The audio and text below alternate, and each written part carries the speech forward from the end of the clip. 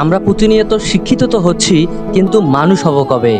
আজ হাজারো নূরজাহান বেগমের মতো মানুষ অবহেলায়, অনীহায় মারা যাচ্ছে, কিন্তু তাদের তথাকথিত শিক্ষিত সন্তানরা তাদের খোঁজ খবর পর্যন্ত নেয় না।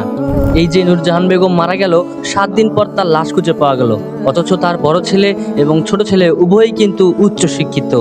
একজন সচিব এবং আরেকজন কি বলবো বুয়েটের শিক্ষক। তারপরেও এমন উচ্চশিক্ষিত ছেলে হওয়ার পরেও তার মায়ের খোঁজ পর্যন্ত নেয়নি। অবহেলায়, অবজ্ঞায়, অনীহায় মারা গেলেন তার মা।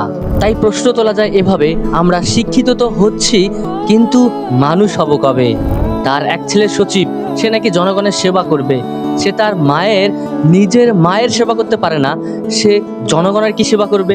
তার আরেক ছেলে বুয়েটের শিক্ষক, সে জাতিকে শিক্ষিত করবে। কিন্তু কথা হচ্ছে, তার নিজের মা অবহেলায়, অবজ্ঞায় মারা যাচ্ছে, সে জাতিকে কি শিখাবে? আজ আমাদের সমাজটা বড়ই অদ্ভুত। কষ্ট করে না খেয়ে সন্তানদের শিক্ষিত করার পরেও সেই সন্তান যখন তার মাকে, নিজের বাবা মাকে দেখতে পারে না, খোঁজ খবর রাখে না, তখন এর চাইতে দুঃখের বিষয় আর মনে হয় কোনো কিছু হয় না। উচ্চশিক্ষিত আমাদের অবশ্যই হওয়া উচিত, চেষ্টা করা উচিত, কিন্তু এর পাশাপাশি ধর্মীয় শিক্ষা এবং পারিবারিক শিক্ষার অত্যন্ত প্রয়োজন রয়েছে এই সমাজে। ধ্বংসের দিকে ডুবিয়ে যাওয়া এই জাতিকে বাঁচাতে হলে অবশ্যই আমাদের উচ্চশিক্ষার পাশাপাশি ধর্মীয় শিক্ষা এবং পারিবারিক শিক্ষার অত্যন্ত প্রয়োজন রয়েছে।